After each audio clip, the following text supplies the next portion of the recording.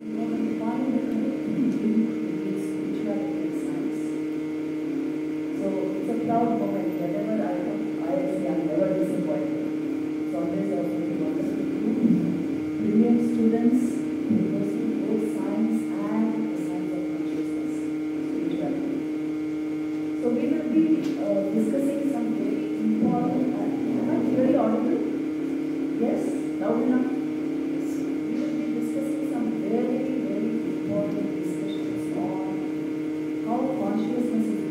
Everywhere, and what we have to contribute, what our spiritual heritage has to contribute to the study of consciousness.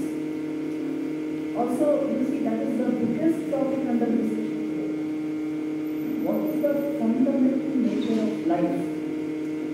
What is the fundamental nature of existence in which you find objects, beings, everything embedded? What is the fundamental frame of reference you use to understand anything in this world? So if you ask this question to any scientist, first he may say, well, is it matter? Because everything appears to be related with matter. Some will say energy. It's not energy, matter is of course energy. But Vedanta will say consciousness. And today a whole lot of scientists also will say why? Why consciousness and how do we penetrate into this? See, let me tell you my own experiments with this question. I have asked this to two groups of students, one at IIT Delhi and one at another university called SSU. They were new students, they had not heard much of Vedanta or they had not done any kind of research into consciousness and all that. I just asked them, think deeply and tell me, what feels like the most fundamental thing in your experience? Is it the objects around you? Is it your thought mechanism? Is it your feeling? Is it your will? Or is it awareness? See, the unanimous answer they gave me was, it's awareness. I don't think you're watching too many YouTube talks or too much of some Vedanta exposure is there. They said no. How did they know? Because it is a first person experience with everyone. It's a first person experience and I feel primarily aware. And in that awareness through thought, I understand the world of objects around me. But even before I think, awareness is so fundamental even to mind activity, thought process. So you think this doesn't require to be taught. It only requires to be scrutinized or inquired into. Inquiry is a part of Vedanta. That is why. You just have to ask the original question. What feels the most fundamental thing in my own experience? It's awareness, obviously. Only in awareness there are thoughts. So if we can catch this much, at once we will get very interested in this topic, consciousness. Then what is awareness? What is consciousness? How do I deepen it? From consciousness begins all mind activity. From consciousness begins your very understanding mechanism. And in consciousness alone is our perceptions, observations, sensation. In consciousness, you bring your science. Yes? See, we understand this because we have a background of Vedanta and we have a Vedanta study center. But there are a whole lot of people in this world who will challenge this. Who will say, no, I am consciousness, I am thinking of consciousness. Now, answer this question. Are you thinking of consciousness or are you thinking in consciousness? What's your answer? You're thinking of consciousness or in consciousness? Come on. In consciousness. Not of consciousness? It's both in my mind, in some sense. It's mixed. In some sense it appears to be both. But if I ask you to give me one answer. In consciousness. Why do we feel this? how do I feel this? How do I feel? I am thinking in consciousness because it's first person experience in my awareness through a thought process. I think every study, even this understanding of consciousness is happening in consciousness. So because it's a first person experience with me, I cannot challenge it. I don't require an instrument. This is the way our rishis discovered things, They didn't discover it to the third person. I don't have to track some neurological activity or fMRI scans to know that I am aware. In my first person experience, I feel intensely aware. And through that awareness, I am thoughtful. I have thoughts. So because that is why the way of Veda is first person research methodology. That is the way of Veda. This is the way consciousness is studied here in India. The big challenge to it is the third person.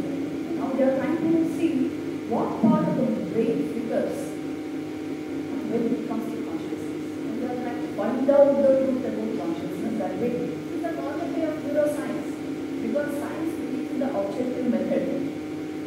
Now this is what we observe in this particular talk. Don't worry, I will open up for interaction at the end. I think how long is your 1.5 hours? So 1 hour talk, half an hour interaction. Okay. So see, I want you to just observe this much. Is there an objective way of finding the truth about consciousness? If there was, scientists, the whole of science will fall for it because that's the way we are trained. See, I also come from a science background. We have trained towards objective science right from the beginning. So is there a way to move that way? Is it possible? Once I was traveling from New York to New Delhi, and on my flight, right beside me was a Stanford PhD in neuroscience, and he was only asking me, see the entire conversation, the 16-hour conversation went on along only this question. As soon as I opened my eyes,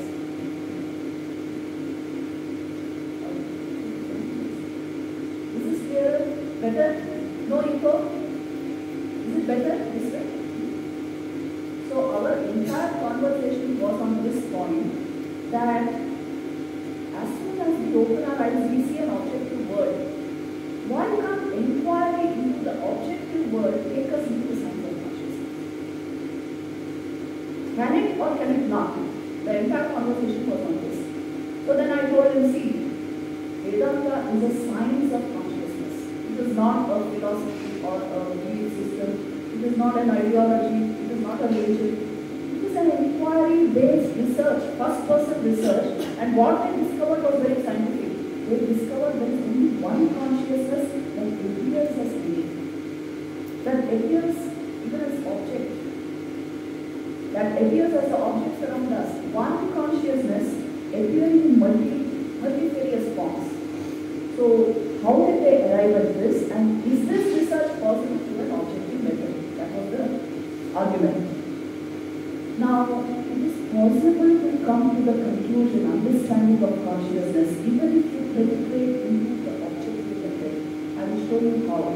Any science will lead you to this truth. Vivekananda once said this, You take physics to its extreme goal, analyze it thoroughly, it will lead you to the truth of consciousness. Chemistry will lead you to it. The life sciences will lead you to it. Because that is the truth of existence. How will it lead us to it? So we'll just observe that part a little. Because you already are acquainted with the subjective method. The Vedantic method is you simply have to track the I within you. The I sense throbbing in our hearts. The scintillation of I am. Existence itself. If you track that and find its source, you will get the knowledge of God. You will get self-knowledge. This is the standard Vedantic subjective method. And the import of your I sense is nothing but consciousness. Your being, awareness itself. Not awareness of something, just awareness. But now I tell you there is also an objective method which science can subscribe to. This mainstream science believes in the objective method. So what is the objective method here? In very simple terms, if I put it, you have to revisit your perception theory, the theory of perception. In science, it's a bit, now I will drop philosophy and go to physics. Let us try to understand what theory of perception is telling us. I'm not going into Vedanta, I'm going into pure physics. See, now suppose you look at a tree. I am seeing a tree. It would be more correct to say there is something there which appears as a tree to me. Isn't this true? Because you know how the perception mechanism works. See, there is a suggestion there is an object there which is throwing out rejecting a certain amount of electromagnetic radiation. That rejected light enters my eye and goes to the optic nerve to my brain, to the thalamus, and there somehow, by this combination of electromagnetic radiation and my neurochemistry, I have a first-person conscious experience of the tree in real time and space. Now, I have received electromagnetic radiation that is rejected by that object. I am not seeing the color absorbed by that object. The actual color of that tree is not green. Sorry. It is something else. What light it has absorbed, I will never get to see that. I only get to see the rejected light, and which in my equipment, mixed with my neurochemistry, gives me a first-person experience of it. And you see, because that electromagnetic radiation falls in the visible range of green wavelength, I am seeing it as green.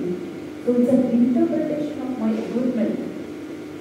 Suppose I was laden with different equipment which could perceive other parts of the electromagnetic radiation there. That would not appear like a green tree. It would appear very different. For a cat, it's a grey tree. For a bat, it's a solid map. He's trying to make sense of it with his equilibration apparatus. So you see, reality is an interpretation of my equipment. Am I right? Is it making sense? It's pure physics.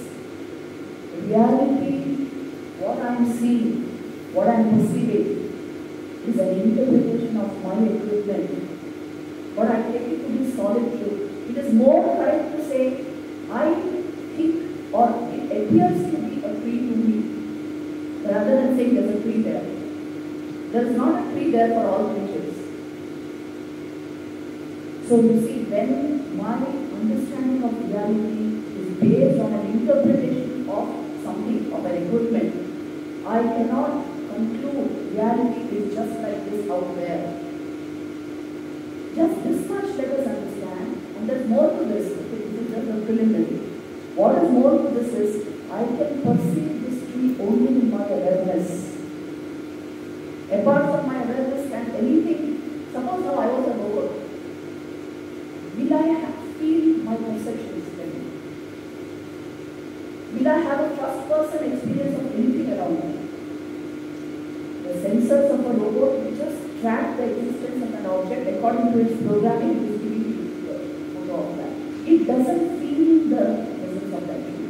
It doesn't experience the tree. It doesn't experience anything for that matter, because it's a robot. It has no consciousness, so no conscious experience. Consciousness contributes to perception and experience, right? Because I am a conscious entity, I feel the presence of that tree. I experience the tree. I experience the things around me. Without consciousness, I won't experience. Nothing, no experience is possible without consciousness. So when this is the fact, if something requires consciousness to be perceived as that thing, it means it is connected to consciousness. It is connected to consciousness. It is in some way inextricably linked to consciousness.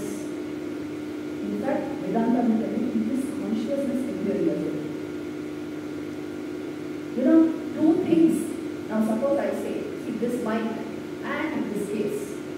These are two independent things. Only if they can exist independent of each other. Please follow this carefully, otherwise you lose the point. I can say two things exist independently only if, see, if I remove this mic also, this will still remain over. If If I remove the case, then the mind will remain over. They are not dependent on each other. They are two independent entities.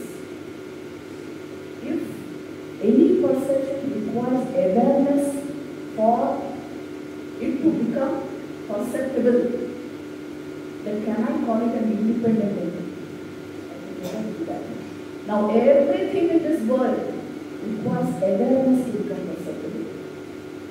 So I cannot give it independent existence as an object. It is inextricably linked to my awareness to be perceptible even as that object, and so it is connected to my awareness. In fact, the logic is it is only awareness appearing as that thing. It is not two independent things. One thing in two forms. One thing in two forms. That is why Vedanta says consciousness appears as its own object. They are making a lot of sense. However fantastic your mind may think it is, consciousness alone is appearing as object. Because no object has, I'll open up the session for questions. Just listen to this carefully, otherwise you won't even ask the right question. It is important to understand that an object shining there before you can verily be my essence. The essence of my being is shining before me as an object. This can happen. In fact, Vedanta will tell you this is what is happening. The very same consciousness pure being that you are in so many forms. First of all, that consciousness appears in the buddhi and you get identified with it as the jiva, as a separate entity, who through his mind is trying to understand the world of objects, doing his science. And then he sees confusion. So he reflects on himself and asks for self-reflection. But the one entity alone, Chinmatra Vistaritam, that is how the world is seen in Vedanta. It is Chinmatra. It is Chin itself, consciousness itself, but Vistaritam, expansively appearing as different bodies and minds, and different entities, different objects. Because nothing has independent existence apart from awareness. Did you catch this point? Nothing has independent existence apart from awareness. Only in my awareness and through my equipment I see a thing as that thing. Independent of this equipment, I cannot know what it is. When this is the state of mind with every object in the world, how can you say that objects exist independently, independent of existence? So this was the perception that Rishi gave to, the operational Rishis, you see, without any equipment. Just by the power of attention, you can realize this. If you pay enough attention to what I was saying, you will grasp this. Indeed, nothing is apart from awareness. Awareness alone manifests as the diversity, mind-boggling diversity of this world. And that's why they found the same consciousness shining in all beings. Even logic supports this. That is why this is a science of consciousness. Vedanta is not merely a philosophy or a religion. It is a science of consciousness. And yoga is a technology that leads to the science. You have both science and technology. And it has nothing to do with a belief system or an ideology or faith or anything of that sort. In fact, because we linked it up with all those things, we messed it up. See, for centuries, our people kept saying, oh, Brahma Satyam Jagat Mithya. They don't know what they are talking about. The word Mithya is a very technical term in Advaita. It doesn't mean the thing does not exist. It means it doesn't have independent existence apart from your awareness. So it is real as Brahman. It is unreal as that thing independently described as an object. So it makes a lot of sense, isn't it now? It is very real as Brahman. We never accepted that. And we messed up with a whole lot of things. Misinterpretation of Advaita philosophy resulted because we didn't have sufficient teachers of Advaita. The reality of life is to be interpreted by a mastermind who has had the experience of Advaita. then only it becomes clearly understandable. Otherwise, it feels like some fantastic theory. You know, in the West, there is no concept of pure consciousness. No concept of pure consciousness. By consciousness, they are understanding thought, feeling, mind activity. So this is big trouble. So then, no way of coming into the first person research of pure being. So only the objective method can be used. Go around, analyze everything, understand that perception theory itself depends upon awareness, and then come to it. This is the part there. I was in Princeton in 2023, and they asked me to talk on art and science of spiritual practice in order to realize Vedanta truth. The talk is there on YouTube. You can Google and see. It is, you can do Princeton Divyanandaprana or something like that, you get the talk. Why is it that they are wanting to know this? For the simple reason, how do I come to a realization of what Vedanta is saying? See, these are the simple methods.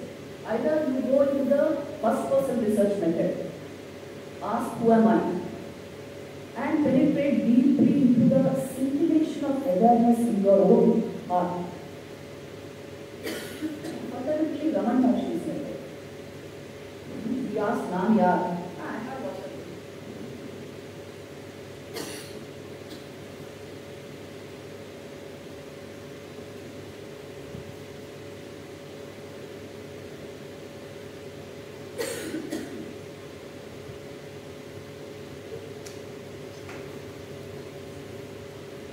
Raman Maharshi asked, who am I? And came to the experience naturally. If you just track the I am sense in you, you see I pertains to consciousness and pertains to existence. And if you can still the mind and uncover the awareness within you, the scintillating sense of your being, the import of your I sense, you will come to Atma-Jnana naturally. The other method is the method of objectivity. Go out and analyze each object before you. It itself will teach you there is no independent existence as that. You see, this is red color. Do you think it is red? That is the electromagnetic radiation your equipment is able to catch. The color is not at all red on this wall. So you see, color itself is an interpretation of your mind. Object itself is an interpretation of your mind. And yes, your awareness contributes to its perception. Which means, how can it have independent existence apart from consciousness? Did you catch this point? This itself shows, you see, no further argumentation is required. This itself shows consciousness is responsible for manifestation of anything. And the word is indeed Brahman, appearing in so many forms. Appearing in so many forms. But to experience this, you must experience your own consciousness first. To experience this, see, logically we arrived at it, that's fine, but you want to experience it now. First track the I within you. Without it you can't experience. You know, because it is a felt experience of pure being. When it happens in you, you will understand the real nature of objects around you. Not really logical process. Because what is logic after all? It is a way of formalizing common sense thinking. But because it is Vidhi Jnana, the limits of the mind will apply to the limits of logic. That's what Godel understood through mathematics. So logic is limited. It won't give you experience. It will convince your intellect, which is a huge thing. So once your intellect is convinced, you can automatically go into sadhana. And then that is the way to experience the felt reality of Brahman or Atman, consciousness, whatever you call it. It is a felt experience of pure being, untinged by the mechanism of your mind. Mind is the supreme interpreter, I am telling you. It will keep talking to you about things. If you still it, you will come to awareness. Consciously you should still it. So that consciousness builds up, it comes to the forefront in your mind. And Then inquire who am I? What is the I sense within me? It will take you in. So to illustrate this, there is a beautiful story in the Upanishads. So now I will tell you that story. How many of you have heard of Shvetaketu's story in Chandogya Upanishad? But not many. So I can go into this story, which is going to illustrate the same thing which we are discussing. In a very beautiful way, this story in the Chandogya Upanishad is giving you a glimpse of reality in the objective world. The story begins like this. There is this boy called Shvetaketu. See, all the heroes of the Upanishads are very young people. Young mind, full of energy, full of vitality is required to make this penetration. Inquiry and meditation comes to the young, super intelligent mind. That's why you see, in IIT and IISc, I see this tremendous interest. I am working with 5 IITs, I want you to know. 3 of them are floating courses on consciousness, the Vedantic aspect of it, the Vedantic understanding of it.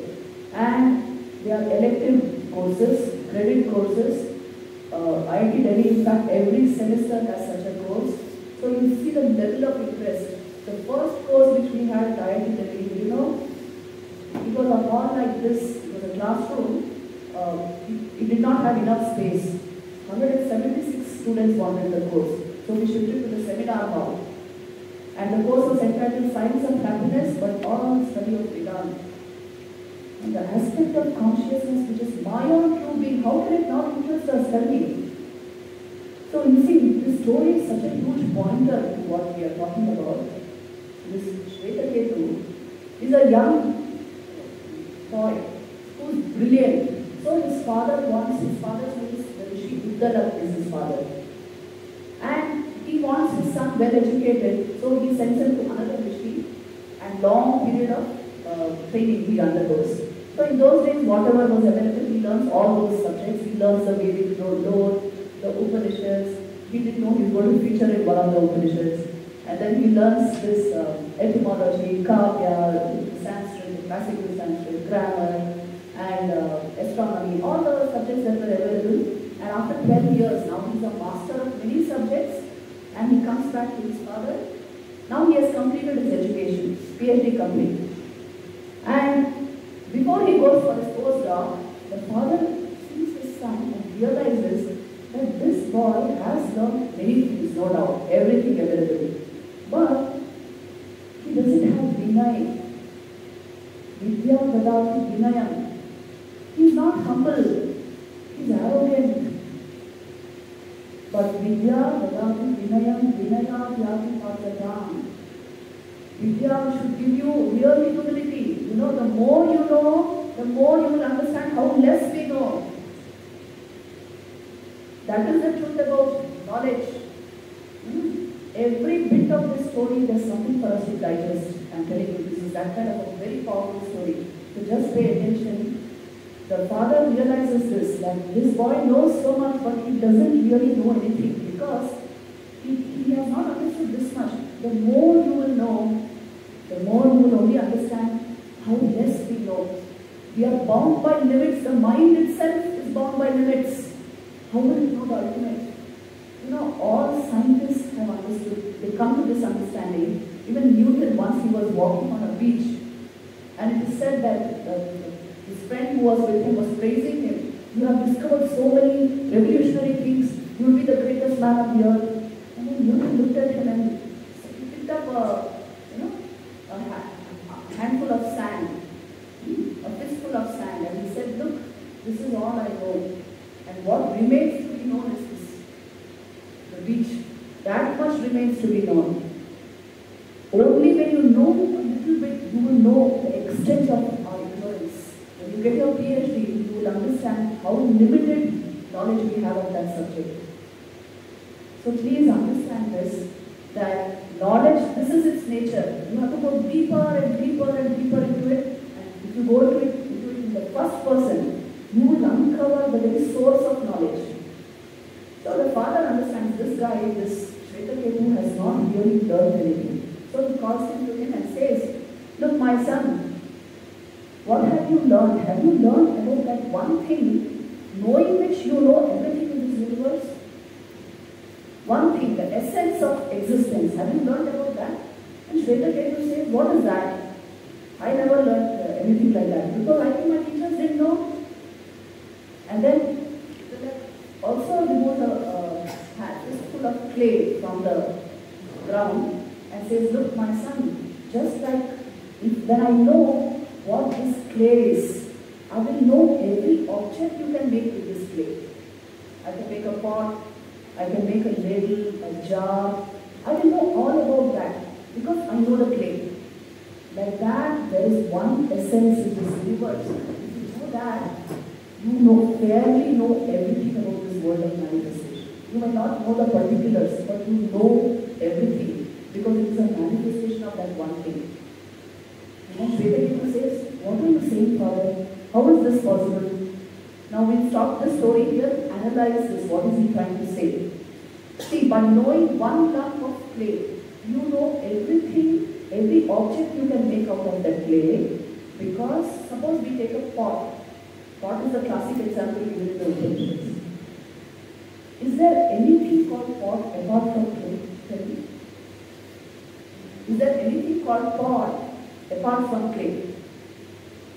Actually, it is clay only in a particular formation which you are calling pot.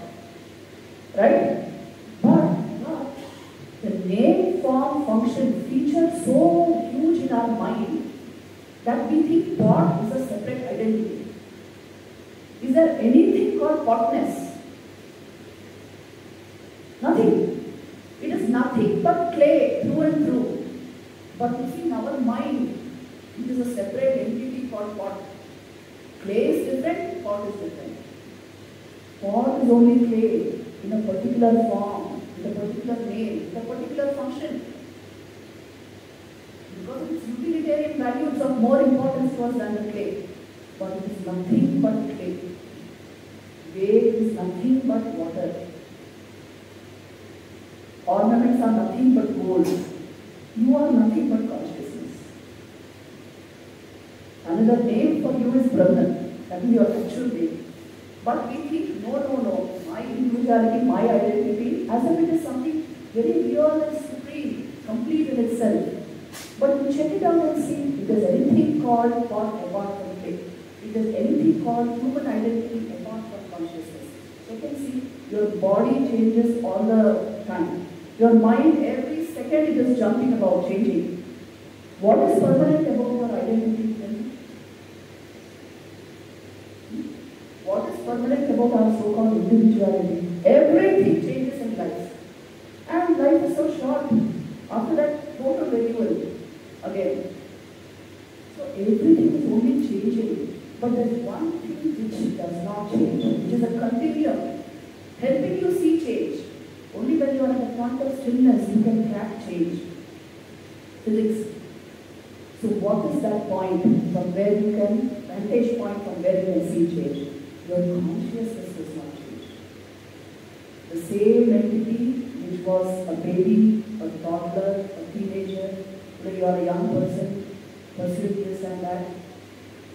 The only permanent thing that has remained is your awareness has not changed. Mind has changed, body has changed, perceptions have changed, attitudes have changed, thoughts have changed, emotions have changed. Awareness has not changed. Has awareness changed in anyone? The same I am continues, you see, throughout. Even the baby starts by saying I. And that same I is persisting even now. You were that baby, you became that toddler, teenager, and today you are like this. So you see, consciousness does not change. The pot is always only clay. Pot is only an appearance of clay. Color is only an appearance of electromagnetic radiation. You are only an appearance of Brahman. That is your real identity. You are not merely body-mind complex. You are functioning through body-mind. You are not superimposed identity. You are functioning through identity. In the interactive world, you require an identity, yes. So you are assumed. It's like wearing a robe. You have assumed an identity, you play that role, and you shake off that identity. Yes. Personality itself means, persona comes from the word mask in Greek. So in those days, the actors who used to act used to wear masks and act. So when he is acting as a king, he wears the mask of a king and becomes a king. And he is acting as queen, he wears the mask of the queen and becomes. Women were not allowed to act in those days. So you see, you're wearing a mask, and mask is called persona. So from that personality comes. Your personality is only a mask to play a particular role. And after that, you put down the mask and be as you are. Be what you are. Be as you are. There's that book by David Gottman. Be as you are. What we actually are is only consciousness, only Brahman, pure being, appearing in so many forms. By the superimposition of attributes, body-mind complex, we appear to be very different from each other, but the essence in all is the same. See, there are some 8 billion people on this planet, but each one of us points here to say I, the same self. 8 billion people say I, the same mind, same awareness, shining through so many eyes, expressing itself through so many forms. So this is what Uddalak is conveying, telling Shvetaketu. Look, my son, that you are only that essential reality of Brahman. So don't be so proud of your knowledge. A little vritti jnana you collected, don't be so proud of it. There's a deeper aspect of you, go into it. Tattvamasi Shvetaketu, you are verily Brahman. Recognize this. Then suddenly Shvetaketu gets very interested. He says, well, if this is so, tell me more about it. I want to know more about it. Then the father says, look, there stands a Nekroda tree. It means people tree. Get me a fruit of that tree. Then Shvetaketu runs up and brings a fruit of the people tree. Then the father says, okay, cut open the fruit. What do you see? I see seeds, father. Okay, break down a seed. Remove one seed and break it down. Your reductionist technique. Break it further. Make it smaller. Now what do you see? I hardly see anything now, father. Then he says, you see, that which you cannot see holds the potency to manifest as this huge tree. You cannot see it, but is potent with that power which manifests as this huge tree. So also you cannot see the Atman. You cannot see Brahman shining as an object in front of you, but because of its presence, you are manifest as a human being. Every object is manifest in this world. Just like you see, your genetic code is responsible for your physical characteristics, isn't it? Can you see your genes? You can't see your genes, but it manifests you from within.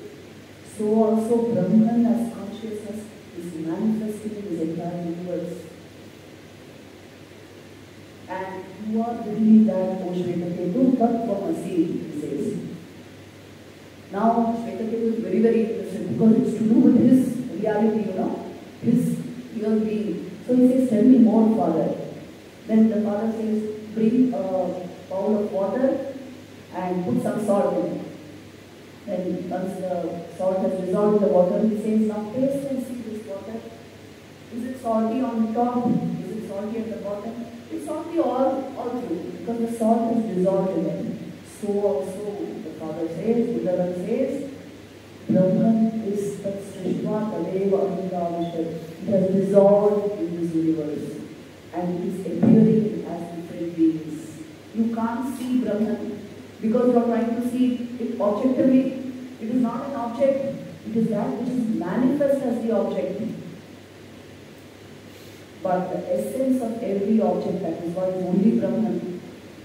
And this Brahman is nothing but existence, consciousness and bliss, which is your real nature. You, in a very strange way, are manifesting as this whole universe. Whatever you see, subject and object, both arise and fall in consciousness only. That is why the world is described as verily an extension of myself. Shunvantu Vishve Amritasya Putra Aye Bhavani Divyanandaprana Vedahameta Purusham Mahatam Adityavarnam tapasa parasat tameva viditva atmrityumeti nanya patha vidyayanaya. That's the realization of the Upanishadic Rishi. I am verily that Atman which is manifest as this universe. So in a deep way, we are all connected. That is why the same light of consciousness shines in every mind and gives you experience. The same light of consciousness is, invigorating your senses and vital energy to function as you do. The same light of consciousness is manifest in all forms and ways. And that is why we feel a kind of kinship with all creation. That is why the love of life, that is why the love of humanity as a whole, that is why sympathy, empathy, compassion is the actual thing about human life. Because one being is manifesting in so many forms. So once Sri Sarada understood this, the story actually does not end here. It 9 times, like this 9 examples are drawn. He says, just like how, the next example is something like this. You see, butterflies will collect honey from so many flowers, but when they put it in their honeycomb, can you identify from which flower this portion has come? The Rishi gives this example also. See, you are tasting honey from the honeycomb. It is a collection of honey from so many flowers, but you cannot tell from which flower this taste is coming. So also, Brahman appears to be like one mass of consciousness, but he is manifested in so many flowers. From there you have to connect and come to the same honeycomb finally. Yatova imani bhutani jayante yena jatani jivati yat bhayanti satishanti tad vijñāsasva tad brahmeti. How should you inquire into this? Tapasa brahma vijñāsasva. I am quoting from the Taittiriya Upanishad, Bhriguvali. It is telling you how to get this knowledge through tapasya. Penetrate into the heart of your own being and you would understand the truth about the manifest world. But if I take only the third person perspective, logically I will come to it definitely. Understanding will come, but experience may not come. Unless I uncover the truth within myself, then only I will immediately relate to the truth that is manifest before me. So this is the way given by Vedanta. Vedanta, you do not know the depth of this philosophy. Vivekananda used to say, Advaita Vedanta is the simplest way to get to truth. Advaita itself means there is no duality. See, we realize why there is no duality. One being is manifest as in so many. There are no different objects. They appear different only to your apparatus, to the interpreter mind, not to consciousness. When you touch awareness, there is no separation. There are no different things. Raman Maharshi would say this, there are no others for you. So a deep kinship with everything will come, because a unity perception has come. In the life of Sri Ramakrishna, day and night he used to be in Samadhi. Vivekananda's Guru, day and night he would go into Samadhi and come out of Samadhi. And you know what his perception was like of this universe? I'll give you this very beautiful incident in his life. Sri Ramakrishna, the author of the Gospel of Sri Ramakrishna, has just entered his room in Dakshineshwar. This is recorded in the Gospel of Sri Ramakrishna. He enters into his room and he sat at the master's feet. And Sri Ramakrishna is sitting on his cot and deeply in Samadhi. His very face shows he's gone somewhere. The man is not there in that body. But the whole face is radiating bliss and a kind of light. So long time M sits in front of him like that. And after a long time Sri Ramakrishna comes back from Samadhi to normal consciousness. Prakriti is still again. It means he came back to Prakriti. He was steeped in the Purusha, now he comes back to Prakriti, identification with body and mind, and he opens his eyes and still that abstract look is there on the face and deep blissful look is there. Then suddenly Sri Ramakrishna tells him, Jano Anki Dekshi, do you know what I see? I see that this whole world, this whole universe is steeped in Brahman. It is He alone who has become all this.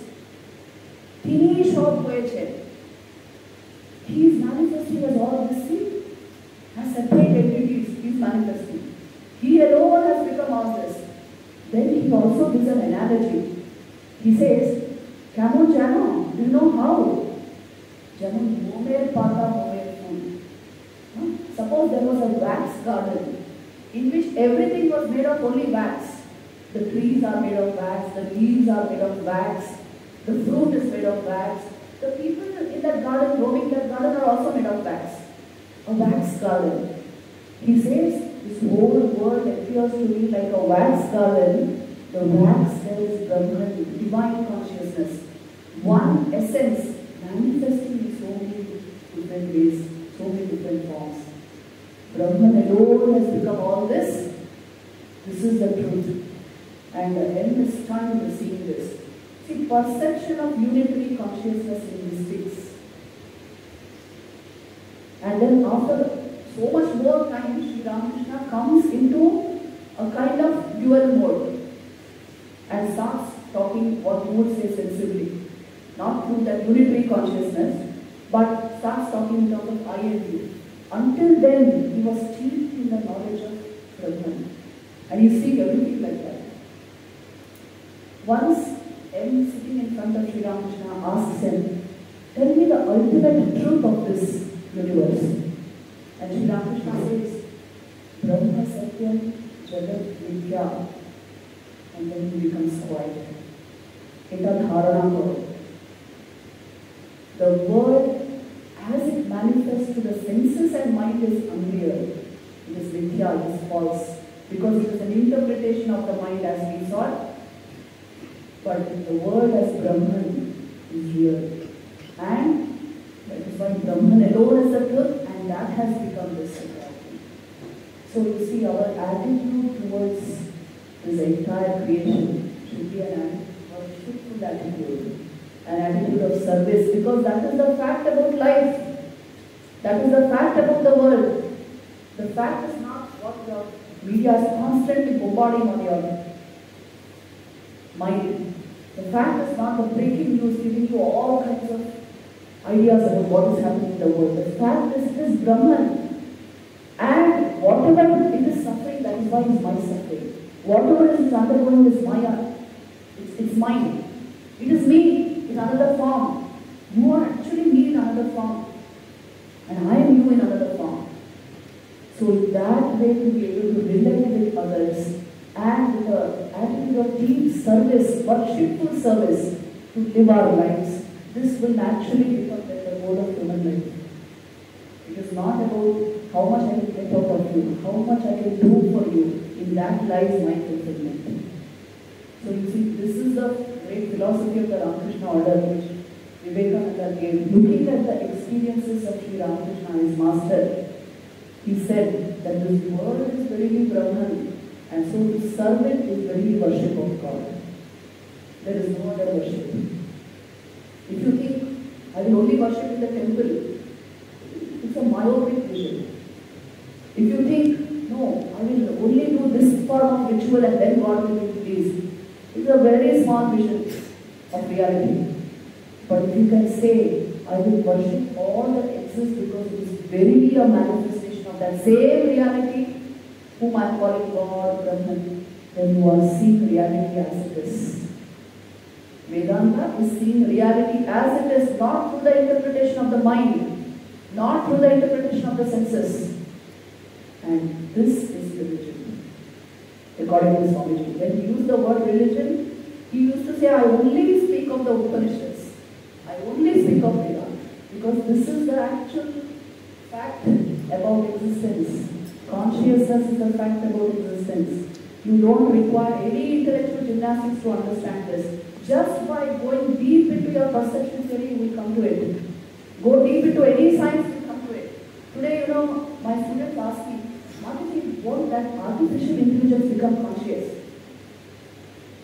Because there will be tremendous implications. implications if it becomes conscious, isn't it? Tell me, how can a machine become conscious? It can develop great capacities, even cognitive capacities. Today we are using ChatGPT, AI modules are doing so much of creativity, but it is all again based on programming only. At what point can it become conscious? It won't become conscious, don't worry at all, I tell them. For the simple reason, there Brahman is manifesting as existence. It is not manifesting as consciousness in a machine. For it to become conscious, the Atman should shine as consciousness. That will not happen in a machine. Because there is no mind even to reflect that consciousness, so that you understand it is there. So don't worry. But you are a conscious agent. That is why you have this level of intelligence. You have made robots, you have made artificial intelligence. So the greatest work of the human being is consciousness. If you become deeply conscious within yourself, you sparkle with intelligence, original intelligence. That is why consciousness is at the heart of all value, all intelligence, the very basis of your thinking faculty. Because you are conscious from within, you can think. Because you think, you have knowledge of the objective world. So you see, that is the center of your very being. That is at the heart of, that is the substratum of this existence and universe. To the extent we can understand this, we will know how to handle both this equipment, senses and mind, and the objective world. But if there is no self-knowledge, you will only be asking questions all your life without finding answers. What is the nature of this world? In no way is it related to consciousness. If this is my presumption, I will not find answers to existential questions at all. So the debate is ongoing debate, going on all over the world. Because we refuse to penetrate into the subject. You see, this is the contribution Indian spiritual heritage has to make. Why Vivekananda insisted these ideas should be brought out into modern life? Because this is the contribution India can make to the world. We have the science of consciousness and the technology of consciousness ready in Vedanta and yoga psychology. Why shouldn't we share it with the world? This is what we are looking for. And I'm telling you, everyone is asking for this. Only we should be able to interpret it in the scientific paradigm. See, I never use the word God, religion, all this. Purely through scientific interpretation, the whole world will be able to understand Vedanta. Through the scientific paradigm alone, because science is the language of modern age, this age. And Vedanta is very much a science. It is the science of consciousness. There is no other science of consciousness, please understand. Even the concept is not there in Western psychology, the concept of pure consciousness. So when we have this kind of a treasure with us, why don't you research a bit into it? Go deeper into it, take up some form of sadhana and see that you are able to relate to it in the first person. It will give you, it will help you make better science also, actually. It will sharpen focus and concentration. Because the more aware you are, the more attention will build up. You know, attention is a beam of your awareness which has come into your mind and is being directed by the will. So more conscious you become from within, the more focus will automatically develop. Intelligence will sparkle when there is awareness and focus. Emotional intelligence will automatically come because you have found a stable platform for your mind in consciousness. You are deeply conscious. So all kinds of anxiety, stress, all this will not come. It is related to everything, please see. Consciousness relates to mind activity, relates to thought, relates to attention, relates to focus, relates to emotion, relates to will. How can you leave it out of mainstream academia? It relates to everything. Without the science of consciousness, you will be studying, you know, how we are studying in bits and pieces. We are studying focus, we are studying attention, we are studying emotion. That's why all the messing up of all these things. So penetrate into the science of consciousness, everything will come together and become understandable. This is the contribution Vedanta has to make to our modern life, and this is the way we can address youth problems everywhere. Stress, anxiety, and all the negativities do not befit you because you have this spiritual heritage. If you can bring it out, I think the gain will be enormous. We have tried to do it through the IIT Delhi courses. I hope you are watching them. If you are not watching them, please go to the YouTube channel Vivek Vani. Subscribe to it. You will find 3 courses put up there. Watch those courses, Science of Happiness and all this Yoga Vedanta, everything has been uploaded there. And you can also go to the original IIT YouTube channel. It's called MRCV IIT Delhi. So they have put it up there also. And draw the information and use it because applied knowledge is required. If you can do this, I think you elevate life and mind like anything. And this is the contribution. This is what I wanted to speak today at IISc. I will close the talk here and open up the floor for questions.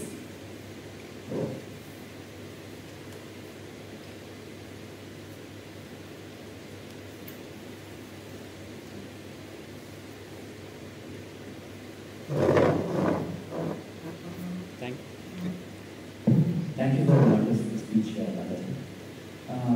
When I inquire, it's easy for me to understand that consciousness is independent of my mind, identity, or body. But through inquiry, I am not able to connect that my consciousness is same as your consciousness. For some reason, I am not able to penetrate that in any logical way. If you can explain. Yes. See, real sadhana only will ask a question like this. It's so beautiful.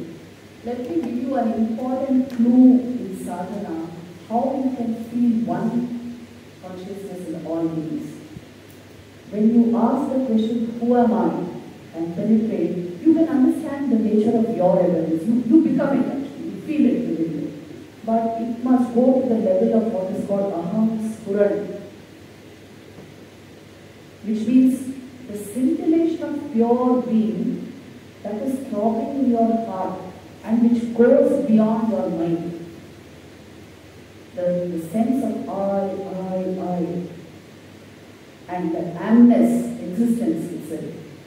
If that can go beyond the limits of your mind, then you will see the same awareness in all things. Aham Spuran is a very profound experience. What it actually means, I will have shown you with a slide. I have actually on my phone, I have that slide. Can we show it to them here? What exactly Aham Spuran means? Can we show it? Give me my pad, I'll try to project it.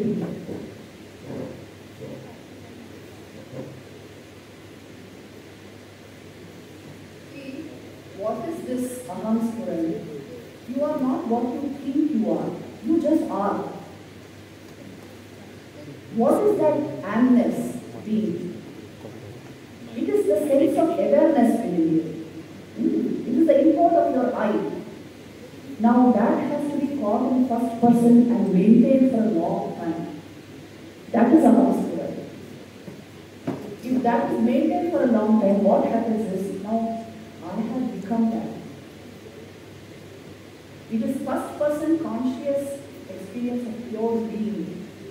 Once you will feel it resonate in your own heart, you will see it. You will see with surprise, it's the same thing resonating in every heart. It is the light shining in your eyes is the light of the Atman. You are the light shining in your eyes. You are not those eyes. You are the light shining in your eyes. You are the awareness that is shooting forth through your senses and mind. So, let me see if I can project that side. Can I?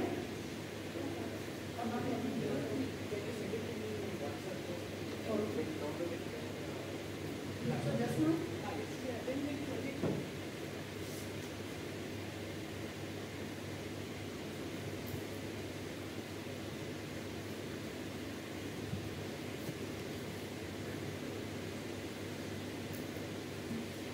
Just saw that slide, it will give you a fair idea of how to proceed with sadhana.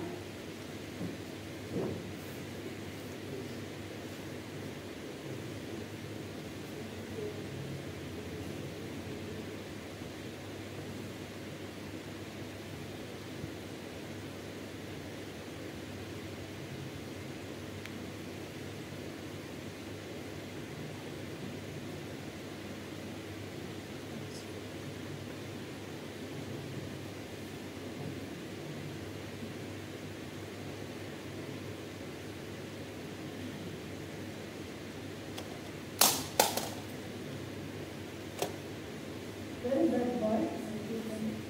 Come here, show me how to master only one slide.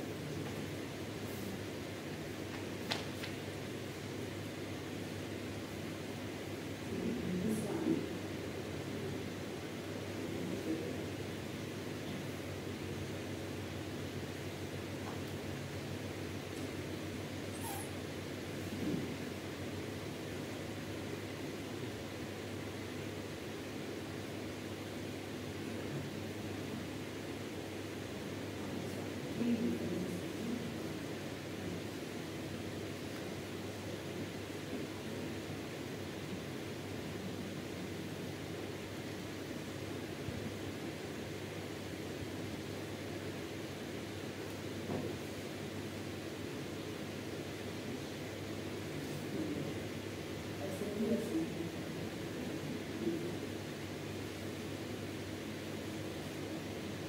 Now we project this one.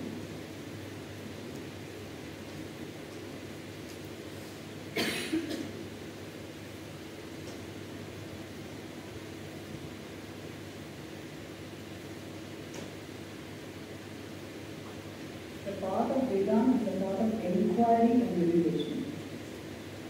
Inquiry can go deep enough, but you must have meditative awareness to maintain that state.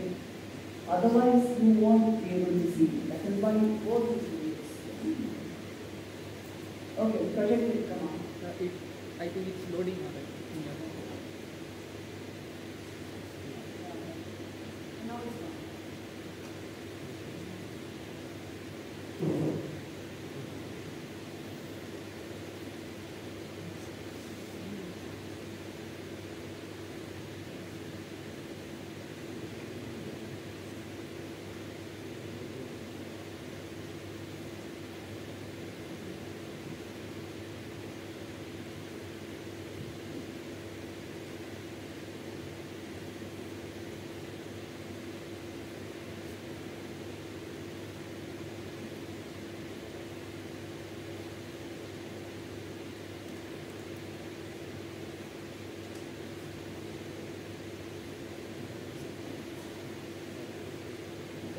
Boys try the Slide number 7 no matter. Why sadhana? Yes. Why sadhana? See, before that there is that aham spuran, aham vritti. Okay. Yeah, that one. Put that. Pranam Mataji, and many things have become clearer through your talk. Just have one question. So, is the awareness the consciousness? If not, then how to go from the awareness state to the consciousness state? So what is the difference between awareness and consciousness? See, pure awareness is what is called consciousness. Pure awareness, which means unmixed with the thought process, unmixed with anything, is being called consciousness. Now how do I know consciousness, if you say? How do I know this consciousness? The actual method is you become more and more conscious. You don't know it as an object. That is why I told you inquiry and meditation is the way. Yes, go to the next slide here. Oh, 1 second. See, you watch this slide also. Aham Spuran is one of the immediate effects of the awakened self. The characteristics are spontaneity, light, blissfulness in the heart, experience can never be forgotten, and it is akin to prajna. If you are doing sadhana at once, you will understand what I'm trying to say here. Go to the next slide.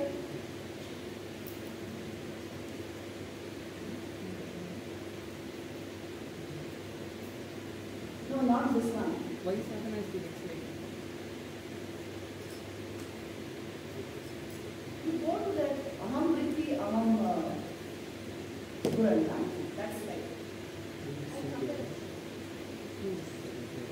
It is before slide. Paroksha and Aparoksha. No. Next slide. This one. This one. Go to this one. Yes.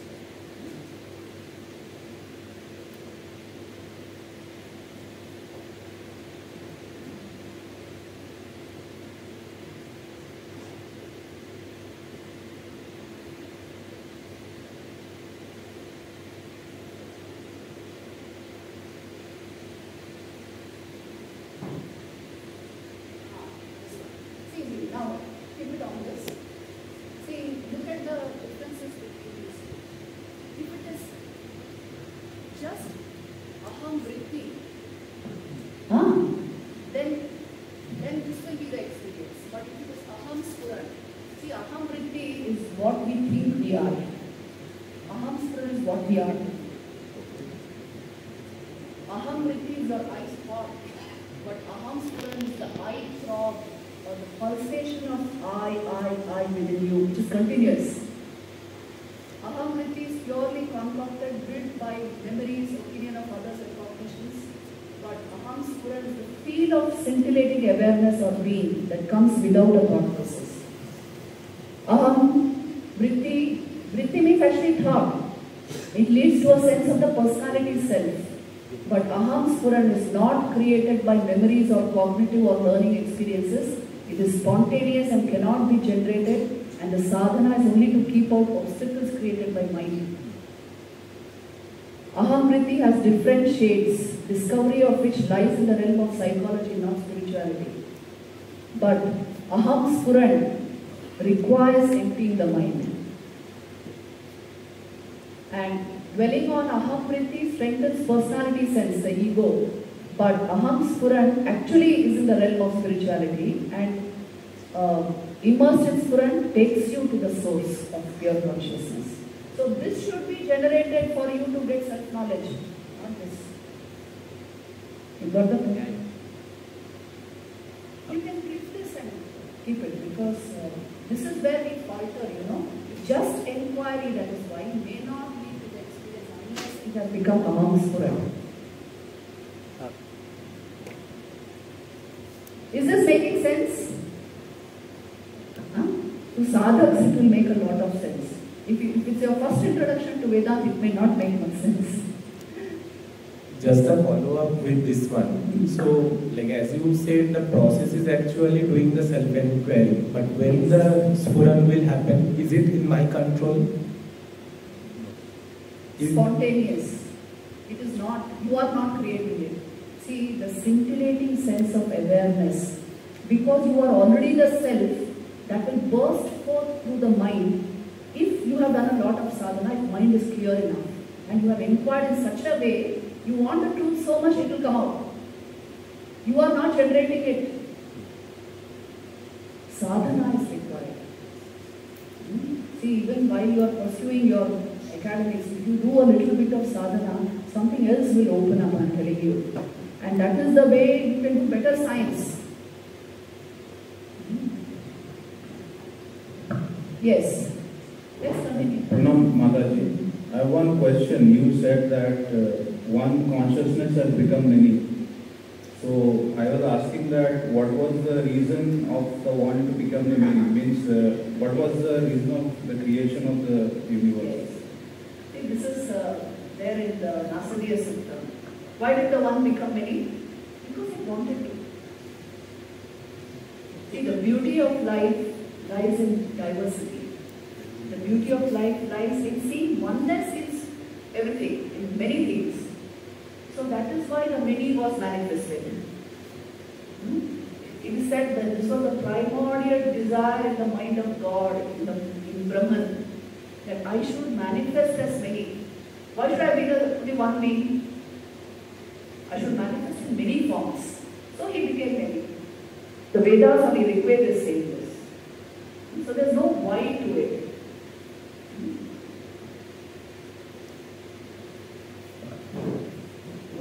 Now suppose I ask you, why did you have a family? It's like that. One being wants to manifest in many beings. It's like that. Yes. Pranam, my question is more regarding meditation or sadhana, as they say. Generally, when we sit for meditation, our goal is oriented, or sadhana, our goal is mainly oriented towards sitting for an hour, sitting for the particular time period we are going to sit. Shall our aim be sitting and increasing the number of, sitting and increasing the time we are sitting, or should it be more oriented towards being grateful that we are getting the opportunity to remember God or any form of spirituality to be followed? Shall it be like we have to sit there and remember God, or shall it be like it should manifest in ourselves? Like you said, sadhana is what is the reality, not about thinking what is the reality. It is supposed to be experienced. So how can we increase that experience part? See, you can only increase it by depth in sadhana. Once you enter real meditation, you will lose sense of time actually. In In the beginning, it is all like an imposition, you have to sit next half an hour, you have to sit for meditation. So you have decided to place the clock and you sat for half an hour. But when you gain real depth in meditation, you will lose sense of time. You sat for 4 hours, but it will appear like you sat for 5 minutes. You know that this itself proves time lies in the mind.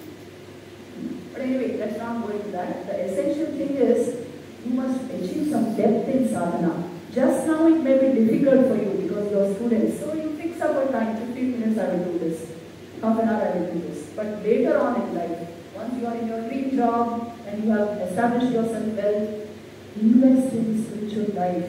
Invest time, energy, everything in spiritual life. You don't know the returns. In anything else you invest, it is only diminishing marginal return. Only in spiritual life the returns are enormous. Peace of mind, inner balance, inner calmness and fulfillment. What will give you fulfillment? Tell me in life. So, every developed mind will invest in the spiritual. So just now you keep a time limit, but later on I think you should waive it. Go deep into meditation. Yes. You ask, some of your faculty members are like that here. You ask them how life should be. Learn from them. Yes. Pranam Mataji. Thanks for this informative session. So, whenever I go these sessions, so my very first question is, what is consciousness? So, we have a lot of talks around consciousness and building the question between awareness and consciousness. So, what I got from you is just we cannot define consciousness, we can only feel it. So, is it so? Correct. Correct. You cannot express it, you cannot talk about it, you can only feel it. You can only be it. So, the method is meditation. So, from a starting point, if I cannot even define something, then why would I change it, or why would I want to be something? Can you define love? But I can. There are the deepest things in life you cannot define. Can you define peace? Peace, yeah, but maybe. Can you define love? You can feel it better than defining it, isn't it? Consciousness is something like that. Consciousness is something to be felt. It's a felt experience, that's why I said. And that is why don't even try to define or express it. You must get the ability to feel it within your system. And for that, there is a method. The method is inquiry and meditation. Because it is your own real nature that we are talking about, unchanging nature. So the way is to be it. Not to think about it or try to conceive it in the mind. Can you think of consciousness, tell me? Anyone? Capable of thinking of consciousness? Try to think and see, you'll fall asleep. You cannot think of it. So how will you chase it? So the way of, the method of spirituality is that is why you learn within and learn to meditate. Learn to meditate. There are YouTube videos which will help you learn to meditate. You must apply the correct method to get the result. Thanks. Yes. Thank you, Mataji, for enlightening talk. So I have two questions, and I think they are very pertinent considering the modern science. The first question is regarding the time, actually. So you just touched upon that. So when I see time, like I can bifurcate it in past, present, and future. But past doesn't have any existence except in my memory, and future is kind of like expectation built up by my mind. And when I say present, it's so thin that like I cannot even comprehend it, and it's like it's singular. I cannot understand it.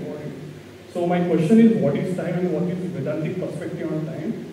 And second question is like it is also entangled with consciousness. So that's why I wanted to ask, what is free will? Like, is there a free will? Does the humans have free will? And is there anything called as a free will? Free will? Yes, free will. All right. Yes, thank you. So first question, both questions very good questions. First question, what is time? Where is time? And as I said, like your present is only a thin film which you can hardly maintain. You are always going to the past or the future. So then what is time? Time does not exist outside your mind. How do I know? How do you know this? The time, see, physics will tell you time is linear, time is out there. And that's why you have calendars and timepieces and all that. But now we are telling you time is a faculty of your mind.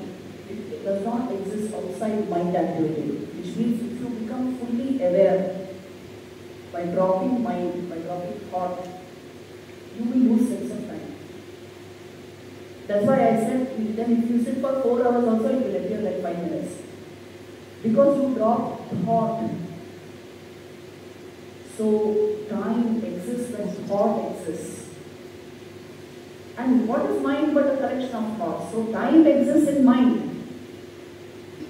Are you catching the equation? Time does not exist outside your mind. When you go to sleep at night, your Sushupti state, your mind shuts down. Do you have a sense of time in that state? No sense of time. Unless you got up and you saw your timepiece in the morning, you won't know whether you slept 2 hours or 4 hours or 6 hours. When mind drops, there is no time. In your awareness, there is no time. In your perception, there is no time. Which means what time exists in the mind. If you awaken to full awareness, because in that state there is no mind, there is no time. This is the Vedantic understanding of time. Actually speaking, there is no time outside of your mind. No matter what physics can tell you, because physics is telling you this for the simple reason, they are thinking of time in terms of how much objects find space at a particular junction in time. That way they are thinking of it. But actually speaking, if you analyze your own experience and see, time only exists in the mind. Stop mind or drop mind, there is no time. Which means time is not the permanent existential reality of this universe. Consciousness is. Consciousness goes way beyond time.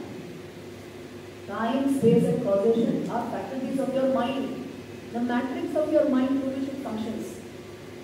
Because it has the sense of time, it gives you a sense of past, present, future. But beyond time, beyond mind, there is no time. This is the first question. Answer to your first question. The second question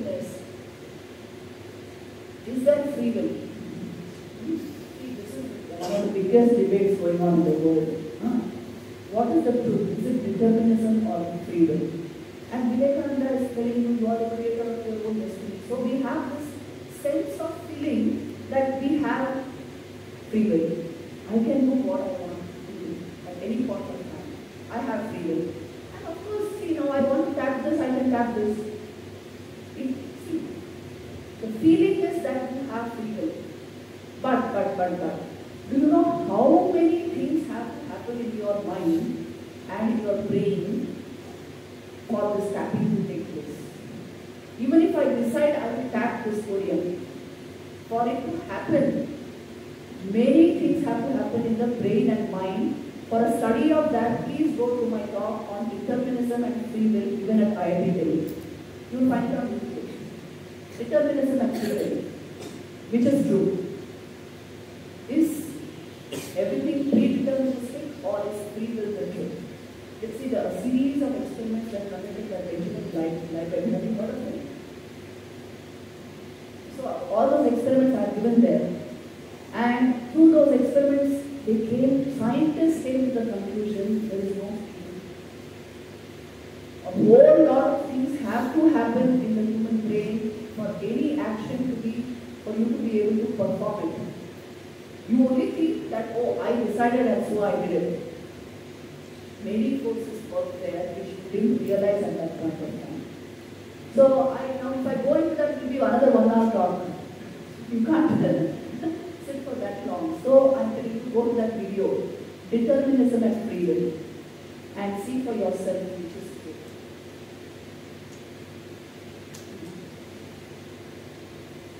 Anything else on time? 7:30. So in the interest of See, time, that was, I think, last one. okay. Yes, last row. Yourself. Yeah.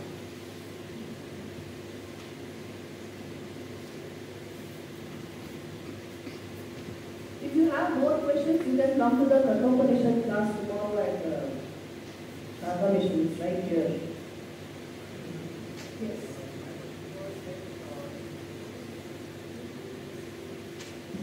Hello. Hello ma'am. My question was like I have studied Vedanta for quite some time.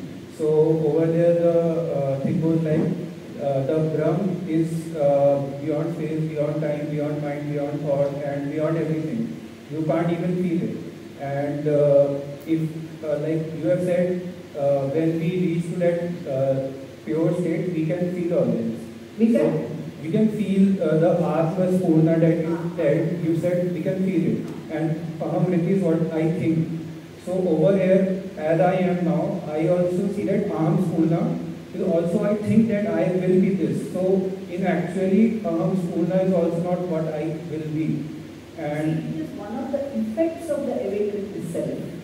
Aham Spurna. It is an effect which your mind records as it were. yes ma'am, I am talking that only like in Vedanta, Brahma said we cannot imagine, we cannot think, feel or anything, we can not do anything also with that. And also the feeling is, if we go deep in psychology, we will see that feelings are also a very quick thought. Like I feel hunger, so the thought is I have to eat, so that appears that hunger to me. So even if I say that I will feel Brahma, in one sense it's I'm saying I will think Brahma, so it's contradicting itself. This is not that feeling at all that we are talking about. It is not emotion that we are talking about. When we use the word felt experience, we are not talking of feeling. Awareness reflects in the mind the first reflection of pure awareness in a very clear mind is Aham Spurana. That is what we call a felt experience. Why it is called felt experience? There is nothing about it that has anything to do with the thought mechanism or with emotion or with belief. It is just the sense of reverberation of awareness that you detect in your own heart. That is being called Aham. So you see, don't confuse it with feeling. When I use the word felt experience, I am not talking about feeling. Feeling is a disgusting aspect of the mind, which has to do with emotion. Emotions are thoughts with feeling. I am not talking of that. I am talking of Aham Spurana is a scintillation of awareness that is detected through the mind, through a very clear mind. So it is something else. It goes beyond language actually. All these things are better felt than expressed. But don't equate now this felt with feeling. It's a totally different thing. I'm getting the point. See, that's why the only way you can express consciousness is mauna. You can radiate consciousness. You cannot think, feel, express, expound, do all this with it. Brahma Atmatra Uchishta Hari, that is what Thakur used to say. But all these discussions are meant to give clues towards that. That's the only purpose. But it can only be realized in the stillness and silence of your mind, and it is of the nature of being and nothing else. Just existence. That is consciousness. So we'll end it here. Time is up. Om Shanti Shanti Shanti Shri Ramakrishna Namaste.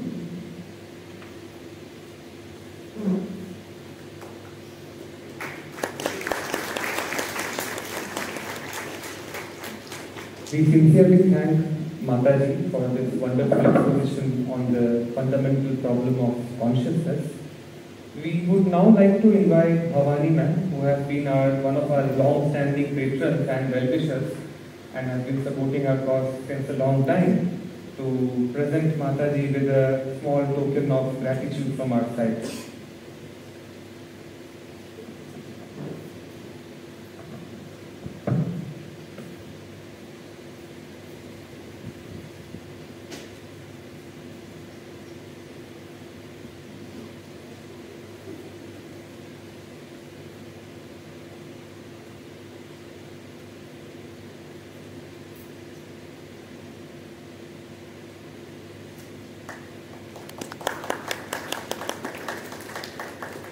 We have two important announcements to make, so I just request the audience to stay there for